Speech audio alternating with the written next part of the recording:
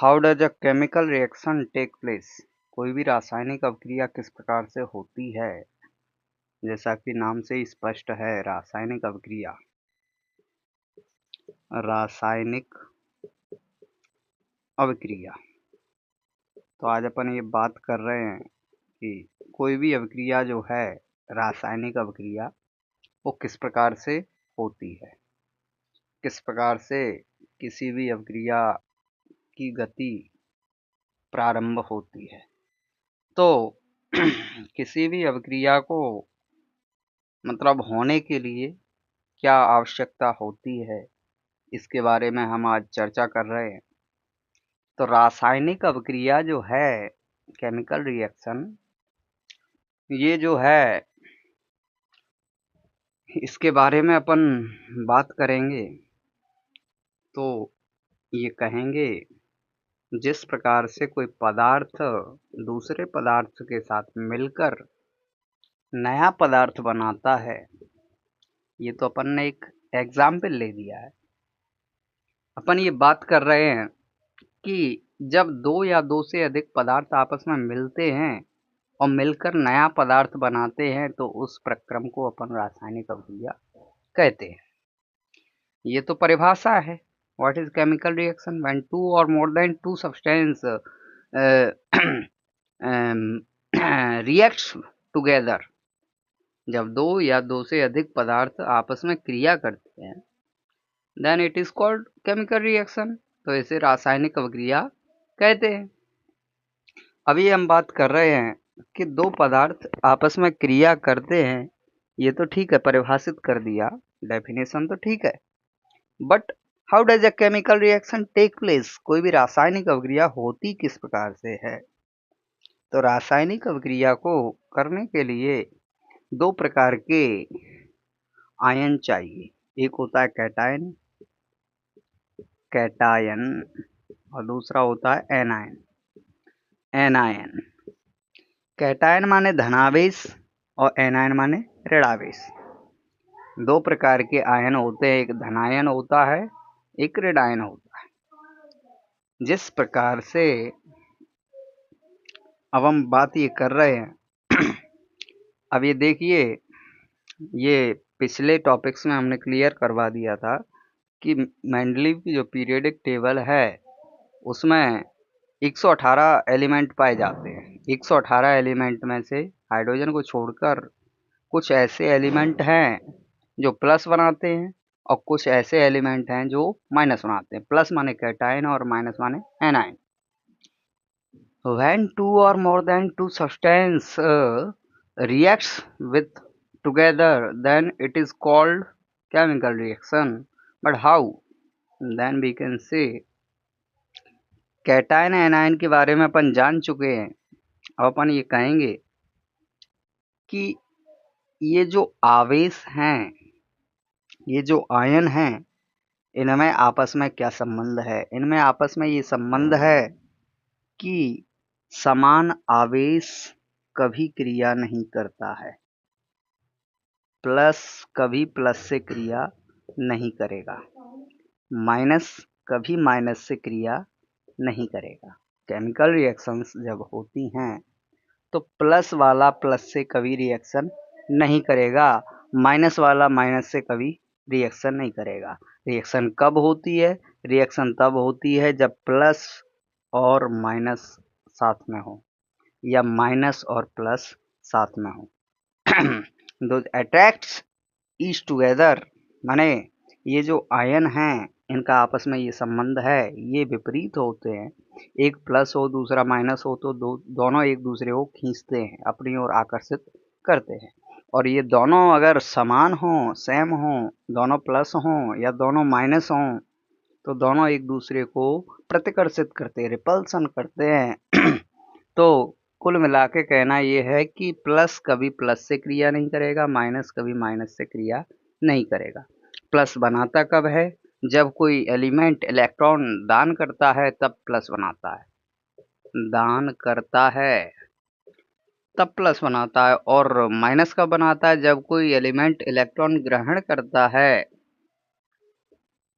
तब माइनस बनाता है। क्या इलेक्ट्रॉन और ग्रहण करना क्या, इलेक्ट्रॉन। तो कुल मिला के कहना ये है, एक इलेक्ट्रॉन देने वाला हो, दूसरा इलेक्ट्रॉन लेने वाला हो। भाई दोनों इलेक्ट्रॉन देने वाले हो जाएंगे तो फिर लेगा कौन, या फिर दोनों इलेक्ट्रॉन लेने वाले हो जाएंगे तो फिर देगा कौन। कुल मिला के कहना ये है कि एक इलेक्ट्रॉन दे रहा हो, दूसरा इलेक्ट्रॉन ले रहा हो। अदरवाइज एक इलेक्ट्रॉन ले रहा हो, दूसरा इलेक्ट्रॉन दे रहा हो, तभी वो रासायनिक अभिक्रिया संभव है। तो कुल मिला के ये बात तो क्लियर है कि प्लस हमेशा माइनस से रिएक्शन करता है, माइनस हमेशा प्लस से क्रिया करता है। बट हाउ, कैसे क्रिया करता है, तो इसके बारे में अपन चर्चा करते हैं। ये अपन जानकारी प्राप्त कर चुके हैं कि इलेक्ट्रॉन देने वाला इलेक्ट्रॉन लेने वाले से रिएक्शन करता है और इलेक्ट्रॉन लेने वाला इलेक्ट्रॉन देने वाले से रिएक्शन करता है। अब जिस प्रकार से, जैसे आप कहीं बाजार में जाएं दुकान पे, और आप कहीं दुकान से सामान खरीदें, और सामान खरीदते समय यदि वो दुकानदार आपसे पैसा मांगे और बदले में आप उसको सामान दे दें तो गलत है। तो कुल मिला के कहना ये है कि बदले में आप उसको पैसे देंगे। एक टीचर अपने स्टूडेंट को पढ़ाता है और जब वो फीस मांगता है तो बदले में क्या स्टूडेंट उसको पढ़ा देता है क्या? नहीं, ऐसा नहीं होता। तो कुल मिला के कहना ये है कि दोनों इलेक्ट्रॉन देने वाले नहीं होने चाहिए या दोनों इलेक्ट्रॉन लेने वाले नहीं होने चाहिए। एक इलेक्ट्रॉन दे रहा हो तो दूसरा इलेक्ट्रॉन ले रहा हो, अदरवाइज एक इलेक्ट्रॉन ले रहा हो तो दूसरा इलेक्ट्रॉन दे रहा हो, तभी वो रासायनिक अभिक्रिया संभव है। तो कल पिछले टॉपिक्स में हमने क्लियर करवाया था कि कौन से वे तत्व हैं, कौन से वे एलिमेंट्स हैं जो इलेक्ट्रॉन लेते हैं और कौन से वे एलिमेंट्स हैं जो इलेक्ट्रॉन देते हैं और प्लस बनाते हैं, लेते हैं और माइनस बनाते हैं। तो इसी के बारे में थोड़ा आगे चर्चा करते हैं। कल हमने बताया था कि सोडियम जो है इसका सिंबल होता है Na और इस पर एक प्लस चार्ज होता है, Na1+। This is called sodium. अब सोडियम जो है ये अगर रिएक्शन करे तो सोडियम से तो कर नहीं सकता, क्योंकि सोडियम प्लस बनाता है। प्लस कभी प्लस से रिएक्शन नहीं करता है, प्लस हमेशा रिएक्शन करता है माइनस से। अब ये देखिए, कुछ ऐसे हम एलिमेंट्स लिखते हैं जो माइनस बनाते हैं, जैसे क्लोरीन है 1- बनाता है, आयोडीन है 1- बनाता है, फ्लोरीन है 1- बनाता है, ब्रोमीन है 1- बनाता है। ये एलिमेंट्स हैं, इन्हें अधातुएं भी कहा जाता है। मेंडलीव की जो पीरियोडिक टेबल है उसमें कुल 118 एलिमेंट हैं, जिनमें से कुछ प्लस बनाते हैं तो कुछ माइनस बनाते हैं। अब ये देखिए सोडियम किस प्रकार से रिएक्शन करेगा। क्लोरीन से करवाई जाए अगर रिएक्शन, तो when sodium reacts with chlorine, this is called chlorine। Chlorine से अगर रिएक्शन सोडियम करे तो क्या बनेगा, sodium chloride NaCl, this is called sodium chloride. इसी प्रकार से potassium is represented by K and 1 इस पे प्लस चार्ज होता है, पॉजिटिव चार्ज होता है। और पोटेशियम अगर रिएक्शन करे आयोडीन से तो बनेगा पोटेशियम आयोडाइड Ki। इसी प्रकार से कुल मिला के रिएक्शन होती है। प्लस हमेशा माइनस से, माइनस हमेशा प्लस से रिएक्शन करता है। अब कोई भी रिएक्शन है उसको करने के लिए निम्नलिखित नियम होते हैं। There are many formulas, rules, formula नहीं रूल बोलेंगे। तो there are 3 rules for chemical reaction. First is जो प्लस वाला होता है उसकी संख्या पहले लिखी जाती है, माइनस वाला होता है उसकी संख्या बाद में लिखी जाती है। दूसरा रूल ये है कि जो प्लस वाला है उसकी संख्या माइनस के लिए होती है और माइनस वाला है उसकी संख्या प्लस के लिए होती है। तीसरा ये है कि जो प्लस वाला है उसका नाम वही रहता है और माइनस वाला है उसका नाम चेंज हो जाता है। अब नाम चेंज कैसे होता है? जिस प्रकार से शादी होती है, लड़का का सरनेम वही रहता है, लड़की का सरनेम चेंज हो जाता है, ठीक उसी प्रकार से जब रिएक्शन होती है तो प्लस वाले का नाम वही रहता है और माइनस वाले का नाम चेंज हो जाता है। तो देखिए, इसको बोलते हैं सोडियम क्लोराइड। Sodium chloride. और इसको बोलते हैं, जो कि अभी बताया था, पोटेशियम आयोडीन से रिएक्शन करता है तो KI बनता है। इसको बोलते हैं पोटेशियम आयोडाइड। आयोडाइड। अब ये देखिए, जो 3 रूल्स हमने बताए थे, इनमें से 3 रूल्स जो हैं वो तीनों रूल लागू होते हैं। पहला रूल ये है कि धन की संख्या पहले, ऋण की संख्या बाद में। तो ये धन की संख्या पहले, ऋण की संख्या बाद में। ये धन है, ये ऋण है। दूसरा रूल ये है कि धन की संख्या ऋण के लिए, ऋण की संख्या धन के लिए। धन 1 है, ऋण के लिए 1 तो लिखा ही नहीं जाता। 1 तो क्या है, 1 हर डिजिट के नंबर के जस्ट कॉम्बिनेट में लिखा रहता है। तो 1 का गुणा किसी में भी करेंगे, जैसे Na का गुणा A में करेंगे, multiply when we multiply 1 into Na, then Na बन जाए Na। कुल मिला के कहना ये है, 1 का मल्टीप्लाई किसी में भी करेंगे उसका उतना ही आंसर आता है, कुल मिला के 1 लिखा नहीं जाता है। इसी प्रकार से ऋण की संख्या धन के लिए चली जाती है तो ऋण भी 1 लिखा है तो 1 लिखा नहीं जाता है। तो तीनों नियम जो हैं वो लागू होते हैं। इस प्रकार से रासायनिक अभिक्रिया होती है। नेक्स्ट टॉपिक अपना ये आता है, what are the factors affecting the rate of reaction. किसी भी रासायनिक अभिक्रिया को प्रभावित करने वाले कारक कौन कौन से हैं? तो अपन कहेंगे, किसी भी रासायनिक अभिक्रिया को प्रभावित करने वाले कारक निम्नलिखित हैं। सबसे पहले ये जान लेते हैं कि रासायनिक अभिक्रिया में होते कौन कौन से पदार्थ हैं। ये तो हमने कह दिया कि रासायनिक अभिक्रिया है और किस प्रकार से होती है, ये हमने परिभाषित कर दिया। अब ये हम जान लेते हैं कि रासायनिक अभिक्रिया में पदार्थ कौन कौन से होते हैं। जैसे हमने 2 रिएक्शंस अभी करवाई थी, एक तो सोडियम की क्लोरीन से करवाई थी, Na+Cl- it is equal to NaCl, sodium chloride. And second ये करवाई थी कि potassium plus iodine is equal to potassium iodide. ये 2 रिएक्शन जो हमने बताई थी, इसमें हम ये कहेंगे कि जो रासायनिक अभिक्रिया प्रारंभ करते हैं, अब रासायनिक अभिक्रिया इस पूरे प्रक्रम को कहते हैं। परिभाषा ये है कि जब 2 या 2 से अधिक पदार्थ आपस में मिलते हैं और नया पदार्थ बनाते हैं तो इस अभिक्रिया को, तो इसे रासायनिक अभिक्रिया कहते हैं। अब ये बात करते हैं कि रासायनिक अभिक्रिया में कौन कौन से पदार्थ होते हैं। तो रासायनिक अभिक्रिया को प्रारंभ करने वाले पदार्थ अभिकारक कहलाते हैं। ये दोनों पदार्थ जो हैं इस अभिक्रिया को प्रारंभ कर रहे हैं, अगर ये ना होते तो ये अभिक्रिया ही ना होती। तो कुल मिला के ये दोनों पदार्थ यहाँ पे रिएक्टर या अभिकारक कहलाएंगे। क्या कहलाएंगे? अभिकारक। यहाँ भी ये दोनों पदार्थ जो हैं वो अभिकारक कहलाएंगे, अभिकारक।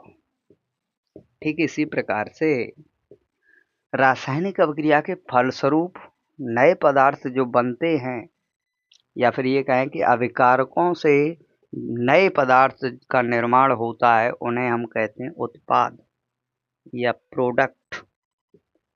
दोज आर कॉल्ड प्रोडक्ट या उत्पाद। उत्पाद कहलाते हैं, अंग्रेजी में प्रोडक्ट बोलते हैं। अब तीसरे और होते हैं कि रासायनिक अभिक्रिया में जिस पदार्थ की उपस्थिति होती है उस पदार्थ को उत्प्रेरक कहते हैं और उसे यहाँ पे लिखा जाता है। इस अभिक्रिया में, ये 2 अभिक्रियाओं में किसी भी पदार्थ की उपस्थिति नहीं है, अगर होती तो उन दोनों पदार्थों को यहाँ पे लिखा जाता है और कहते उत्प्रेरक। किसी भी पदार्थ की अवस्था वह पदार्थ जिसकी उपस्थिति में कोई रासायनिक अभिक्रिया होती है, द सब्सटेंस बाय विच, कुल मिला के कहना ये है, the substance in the presence of any chemical reaction it is called उत्प्रेरक। रेसिस्टेंस बोलते हैं। कुल मिला के कहना ये है कि ऐसा पदार्थ जो किसी भी अभिक्रिया के होने में उपस्थित होता है। कोई अभिक्रिया हो रही है और उस पदार्थ की उपस्थिति में अभिक्रिया हो रही है तो उसे उत्प्रेरक कहते हैं। क्या कहते हैं? उत्प्रेरक। इन दोनों अभिक्रियाओं में कोई उत्प्रेरक नहीं है। ये हम एग्जाम्पल दे के बताएंगे कि उत्प्रेरक किस प्रकार से किसी अभिक्रिया की उपस्थिति में दर्शाए जाते हैं। ये अभी तो समझ लीजिए कि उत्प्रेरक अगर होते तो यहाँ पे लिखे जाते। कोई रासायनिक अभिक्रिया है, इसमें अभिकारकों को तीर के चिन्ह के इस तरफ लिखते हैं, लेफ्ट साइड में। अभिकारकों को कहाँ लिखा जाता है? ऑब्जेक्टिव टाइप में पूछा जा सकता है कि किसी भी रासायनिक अभिक्रिया में अभिकारकों को कहाँ लिखा जाता है, तो अपन ये कहेंगे कि किसी भी रासायनिक अभिक्रिया में अभिकारकों को तीर के चिन्ह के बाईं ओर लिखा जाता है।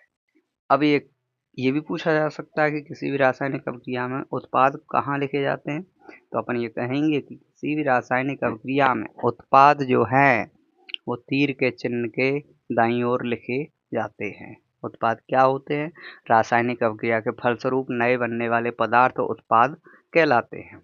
अब अपन ये बात करते हैं उत्प्रेरक कहाँ लिखे जाते हैं, तो उत्प्रेरक तीर के चिन्ह के ऊपर लिखे जाते हैं। Presenting the reaction. कुल मिला के कहना ये है कि कोई भी रासायनिक अभिक्रिया उत्प्रेरक की उपस्थिति में अगर होती है तो उत्प्रेरक को यहाँ पे लिखा जाता है। अब ये उदाहरण देते हैं। अभिकारक और उत्पाद समझ में आने के बाद अपन जान लेते हैं कि उत्प्रेरक किस प्रकार से किसी अभिक्रिया की उपस्थिति दर्शाते हैं। उदाहरण सहित अपन जान लेते हैं। अभी तो परिभाषित किया है कि उत्प्रेरक क्या होते हैं, फिर विशेषता भी बताएंगे इनकी।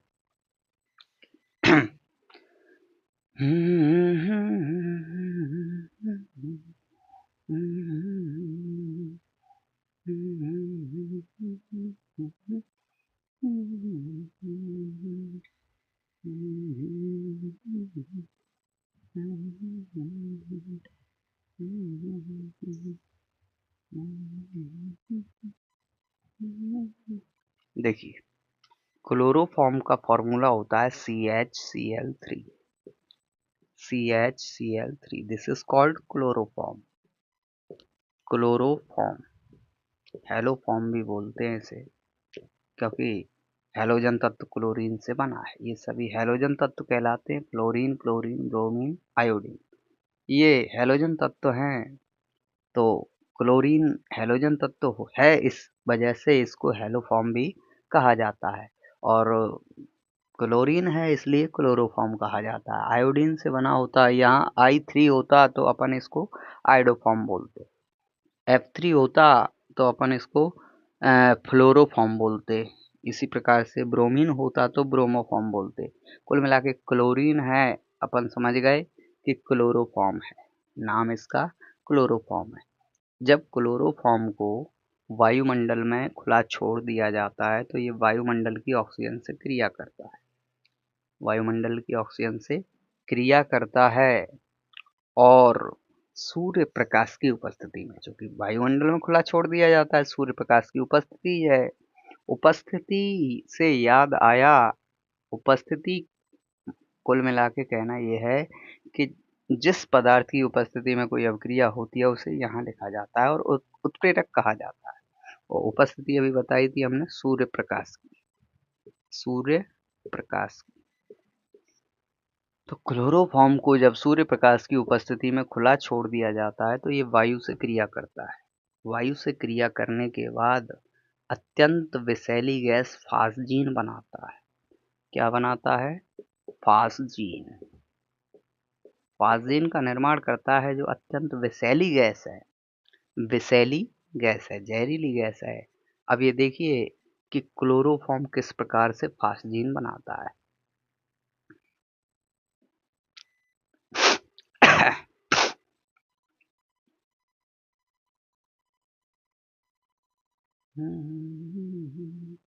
यहाँ से एक H और यहाँ से एक Cl निकल जाए तो क्या बनेगा? HCl। माने कुल मिला के कहना ये है, विलोपन अवक्रिया है जब एक ही पदार्थ से दो तत्व निष्कासित होते हैं। जब एक ही पदार्थ से दो तत्व या समूह निष्कासित होते हैं तो ऐसी अवक्रियाएं विलोपन अवक्रियाएं कहलाती हैं। तो ये बात तो क्लियर है कि विलोपन अवक्रिया है, लेकिन अपन ये जान लेते हैं कि यहाँ से H और यहाँ से Cl अगर निकल जाए तो HCl बनेगा, हाइड्रोजन क्लोराइड। ये अम्ल के रूप में भी पाया जाता है और गैस के रूप में भी पाया जाता है। जब गैस के रूप में पाया जाता है तो हाइड्रोजन क्लोराइड बोलते हैं, और अम्ल के रूप में पाया जाता है तो हाइड्रोक्लोरिक एसिड बोलते हैं। ये हमारे आमाशय में पाया जाता है, और आमाशय में जो भोजन आता है पाचन के लिए, उसमें उपस्थित हानिकारक जीवाणुओं को मार देता है। इस प्रकार से भोजन को पचाने में सहायता करता है, लेकिन इसकी अधिक मात्रा हो जाती है तो अपच बन जाती है, अपच हो जाती है। अपच माने खाना जो है पचता नहीं है। फिर अपच के उपचार में हम एंटासिड का उपयोग करते हैं। एंटासिड, हिंदी में इसको प्रति अम्ल बोलते हैं, प्रति अम्ल। तो ये बात क्लियर है कि अपच के उपचार में एंटासिड का उपयोग या प्रति अम्ल का उपयोग करते हैं। अब ये अवक्रिया अधूरी नहीं, एच और Cl निकल गया, अब बचा क्या है? यहाँ से H रिमूव हो गया तो C बचा है, और यहाँ पे एक Cl निकल गया तो दो Cl बचा है, और यहाँ पे दो O बचा है, तो बनता है CO। यहाँ से H की जगह O आ जाता है, CO, और Cl बचा है अपने पास Cl2। इसका नाम है फास्जीन। ये अत्यंत जहरीली गैस है, इसको बोलते हैं कार्बोनिल क्लोराइड या फास्जीन बोलते हैं। क्या बोलते हैं? फास्जीन। अब ये समीकरण जो है, रासायनिक अवक्रिया जो है, वो संतुलित नहीं। This chemical reaction is not balanced. इसमें यहाँ पे कार्बन एक है और यहाँ पे कार्बन एक है, यहाँ पे H एक है और यहाँ भी H एक है, H और C पूरे हैं। यहाँ पे क्लोरीन एक तीन है और यहाँ पे क्लोरीन दो और एक तीन है, क्लोरीन भी पूरे हैं। बट यहाँ पे ऑक्सीजन दो है और यहाँ पे ऑक्सीजन एक है। ऑक्सीजन की वजह से ये अवक्रिया पूरी संतुलित नहीं, ये रासायनिक समीकरण संतुलित नहीं है। इसे संतुलित करना अत्यंत आवश्यक है। तो कुल मिला के कहना ये है कि ऑक्सीजन यहाँ पे दो है और यहाँ पे एक है, ऑक्सीजन को पूरे कराना है। किसी भी रासायनिक समीकरण को लिखने के लिए ये अत्यंत आवश्यक होता है कि जितने तत्व दाईं ओर हैं उतने ही बाईं ओर होने चाहिए।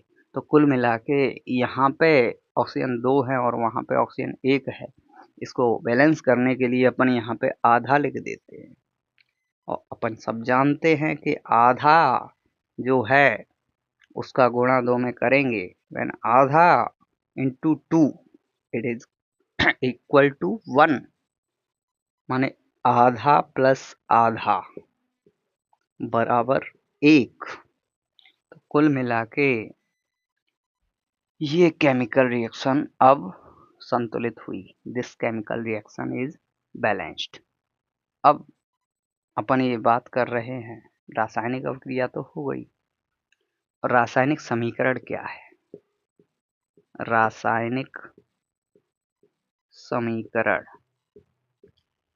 क्या है? रासायनिक समीकरण के बारे में अपन ये कहेंगे कि किसी भी रासायनिक अवक्रिया को संकेतों और सूत्रों के माध्यम से लिखना रासायनिक समीकरण कहलाता है। अब किस प्रकार से रासायनिक अवक्रिया संकेतों और सूत्रों के माध्यम से लिखी जाती है, ये अपन उदाहरण सहित समझते हैं। तो देखिए,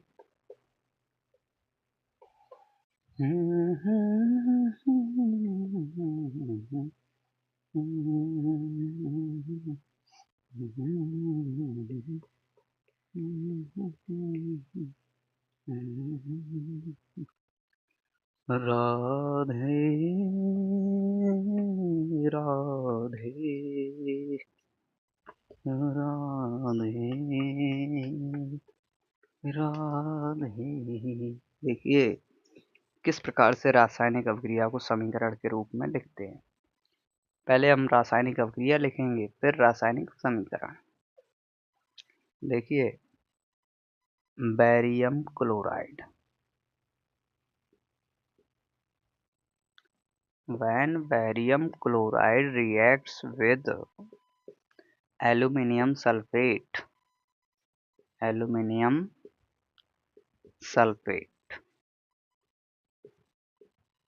and what it produce, we can say when barium chloride reacts with aluminium sulfate, then it produces barium sulfate।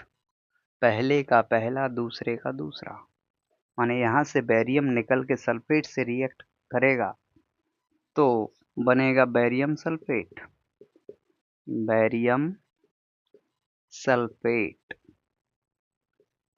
और साथ में बनेगा aluminium chloride. What? Aluminium chloride. तो अपन ये कहेंगे कि ये रासायनिक अभिक्रिया जो है किस प्रकार की है, एल्यूमिनियम सल्फेट। तो देखिए when barium chloride reacts with aluminium sulfate, then it produces barium sulfate and also aluminium chloride and also aluminium chloride। अब ये देखिए ये अभिक्रिया जो है किस प्रकार की अभिक्रिया है, रासायनिक अभिक्रियाएं हैं। तो देखिए यहाँ से बैरियम जो है एल्यूमिनियम से को हटा के एल्यूमिनियम को विस्थापित करके सल्फेट से रिएक्शन कर रहा है तो बैरियम सल्फेट बन रहा है। एक विस्थापन तो बैरियम के द्वारा एल्यूमिनियम का हो रहा है, दूसरा विस्थापन एल्यूमिनियम के द्वारा बैरियम का हो रहा है। तो कुल मिला के जब किसी अभिक्रिया में दो पदार्थों का विस्थापन होता है तो वो अभिक्रिया द्विविस्थापन अभिक्रिया कहलाती है। कौन सी अभिक्रिया कहलाती है? द्विविस्थापन अभिक्रिया। तो ये अभिक्रिया जो है द्विविस्थापन प्रकार की अभिक्रिया है। अब इसका समीकरण देखते हैं। ये तो बात क्लियर है कि रासायनिक अभिक्रिया द्विविस्थापन है, और ये भी ठीक है कि किसी भी रासायनिक अभिक्रिया को संकेतों और सूत्रों के माध्यम से लिखना रासायनिक समीकरण कहलाता है। अब कहलाता कैसे है तो इसका उदाहरण भी देख लेते हैं। बैरियम क्लोराइड का फॉर्मूला होता है BaCl2, this is called barium chloride. और एल्यूमिनियम सल्फेट का फॉर्मूला होता है Al2SO4 का होल थ्राइस। ये एल्यूमिनियम सल्फेट का फॉर्मूला होता है और ये बैरियम क्लोराइड का फॉर्मूला होता है। तो when barium chloride reacts with aluminium sulfate, then it produces barium sulfate and aluminium chloride। देखिए बैरियम सल्फेट बनाता है तो बैरियम सल्फेट यहाँ से बैरियम निकलेगा, यहाँ से सल्फेट से रिएक्शन करेगा तो बनेगा बैरियम सल्फेट BaSO4, और साथ में बनता है एल्यूमिनियम क्लोराइड। एल्यूमिनियम क्लोराइड यहाँ से एल्यूमिनियम निकलेगा, यहाँ से क्लोरीन, तो बनेगा एल्यूमिनियम क्लोराइड AlCl3। अब ये बताएंगे अभी कि किस प्रकार से ये फॉर्मूले बनाए। पहले इस इक्वेशन को बैलेंस कर लेते हैं। ये रासायनिक समीकरण संतुलित नहीं है। तो देखिए यहाँ पे बैरियम जो है वो एक है, यहाँ भी बैरियम एक है, यहाँ पे क्लोरीन दो हैं और यहाँ भी क्लोरीन तीन है। यहाँ पे क्लोरीन दो है और यहाँ पे क्लोरीन तीन है। इस प्रकार से ये केमिकल रिएक्शन जो है वो केमिकल इक्वेशन जो है वो बैलेंस नहीं है। यहाँ पे एल्यूमिनियम दो है और यहाँ पे एल्यूमिनियम एक है। यहाँ पे सल्फेट जो है वो तीन है, यहाँ पे सल्फेट केवल एक है। माने SO4 को काउंट करते हैं अपन, ये पूरा एक लिखा है और यहाँ पे SO4 तीन लिखे हैं। तो कुल मिला के this equation is not balance. तो इस इक्वेशन को बैलेंस करना जरूरी है। किसी भी इक्वेशन को लिखने के लिए ये जरूरी होता है जितने तत्व या पदार्थ बाईं ओर होते हैं उतने ही दाईं ओर भी होने चाहिए, तभी वो रिएक्शन केमिकल इक्वेशन सही होगी। तो कुल मिला के इस इक्वेशन को बैलेंस करने के लिए अपन यहाँ पे एल्यूमिनियम 2 हैं तो अपन यहाँ भी 2 लिख देते हैं 2।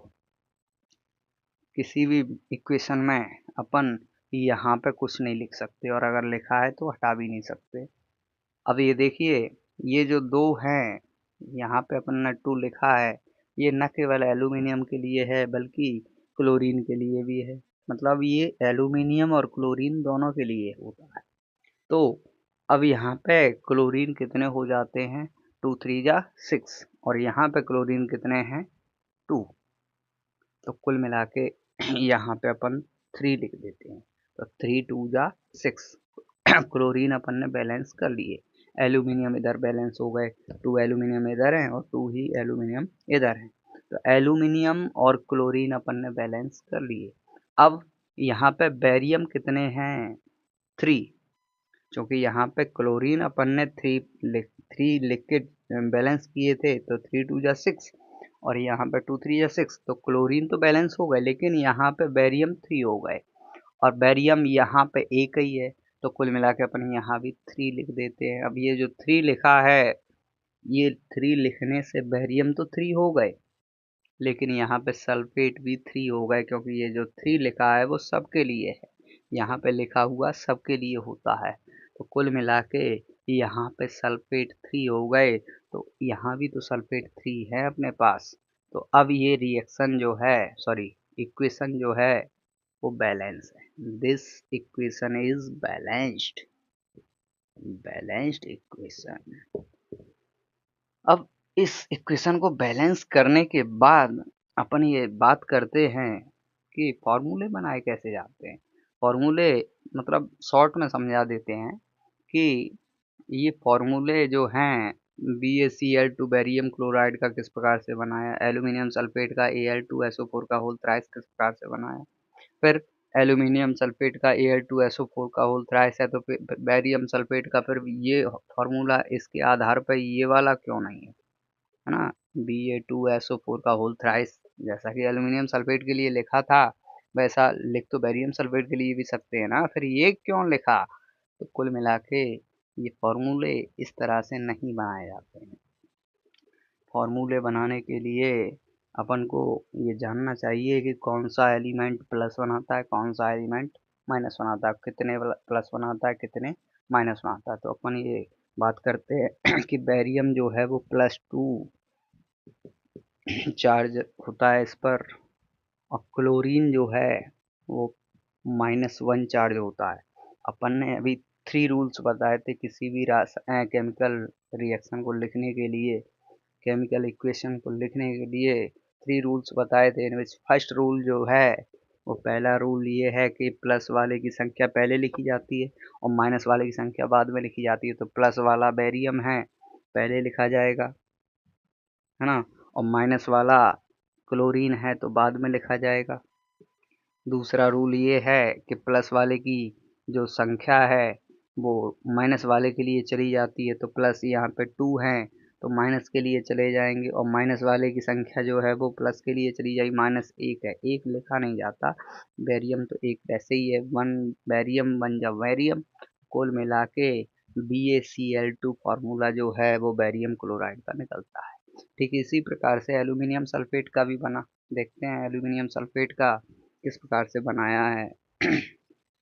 देखिए एल्यूमिनियम जो है वो 3+ चार्ज बनाता है। एल्यूमिनियम का सिंबल होता है Al और इस पे चार्ज होता है 3+। सल्फेट जो है वो अपना SO4 है और 2 नेगेटिव चार्ज बनाता है। पहला रूल ये है कि प्लस वाले की जो संख्या है वो पहले लिखी जाती है, माइनस वाले की बाद में लिखी जाती है, तो SO4।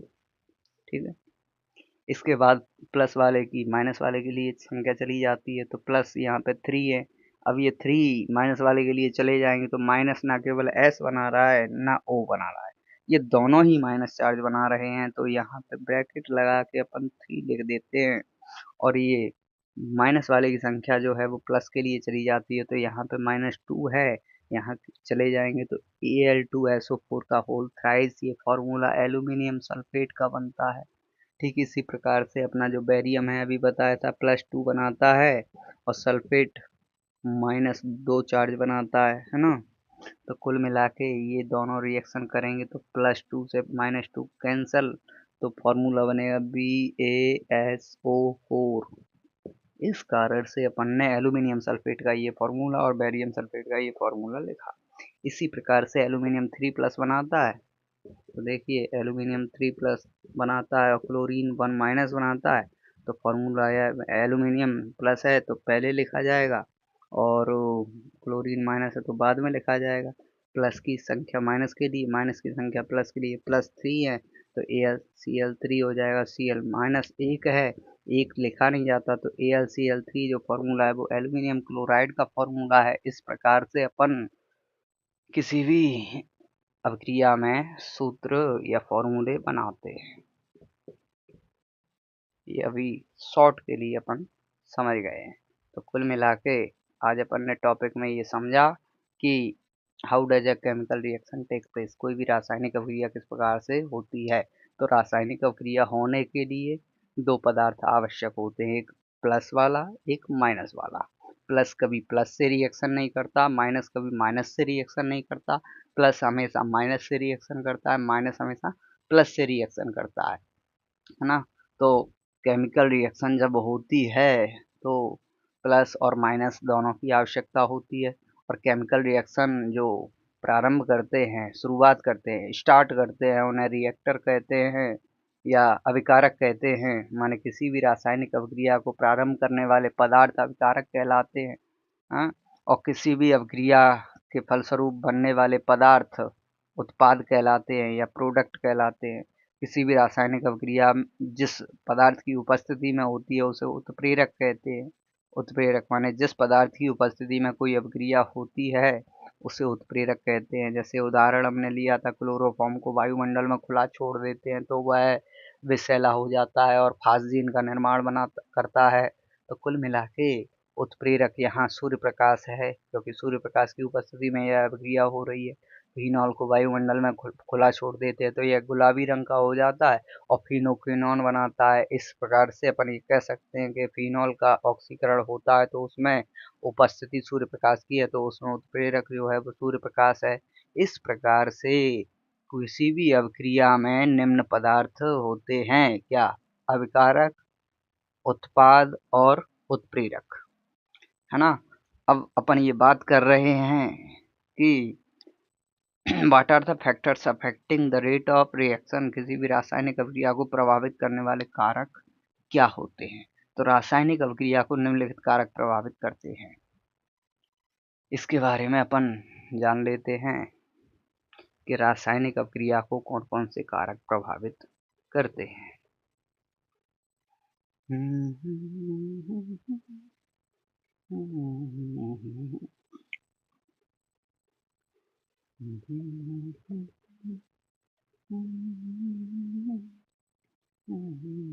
तो देखिए, कोई भी रासायनिक अभिक्रिया है उसको निम्नलिखित कारक प्रभावित करते हैं। पहला होता है उत्प्रेरक की उपस्थिति। उत्प्रेरक की उपस्थिति माने किसी भी उत्प्रेरक की उपस्थिति अगर हो तो उत्प्रेरक की उपस्थिति के कारण कोई भी अभिक्रिया की दर लगभग 10 गुना बढ़ जाती है। उत्प्रेरक की उपस्थिति में अभिक्रियाएं जो हैं वो अत्यंत तीव्र गति से संपन्न होती। तो कुल मिला के कहना ये है कि अपन ये कहेंगे कि उत्प्रेरक की उपस्थिति अभिक्रिया की दर पर प्रभाव डालती है। रासायनिक अभिक्रिया को प्रभावित करने वाले कारक में से एक है उत्प्रेरक की उपस्थिति। दूसरा अपन ये कहेंगे अभिक्रिया का ताप, माने तापमान अगर बढ़ जाता है तो अभिक्रिया अत्यंत तीव्र गति से संपन्न होती है। तीव्र गति से संपन्न होती है माने अगर तापमान बढ़ जाता है तो जो अभिकारक हमने बताए थे, अभिकारक जो कि अभिक्रिया को प्रारंभ करते हैं, अभिकारक के अणु जो हैं उनमें गतिशीलता बढ़ जाती है, और गतिशीलता बढ़ जाती है तो वे एक दूसरे से तुरंत गति करते हैं, जिस कारण से किसी भी रासायनिक अभिक्रिया की दर तीव्र गति से बढ़ जाती है। तो कुल मिला के तापमान की उपस्थिति के कारण भी रासायनिक अभिक्रिया प्रभावित होती है। अगला अपन ये कहेंगे कि जो रासायनिक अभिक्रिया है वो वायुमंडल में उपस्थित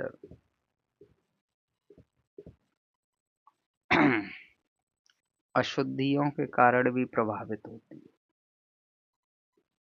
माने वायुमंडल में जो अशुद्धियां हैं वो रासायनिक अभिक्रिया को प्रभाव करती हैं। जैसे संक्षारण की क्रिया है, संक्षारण एक रासायनिक प्रक्रिया है।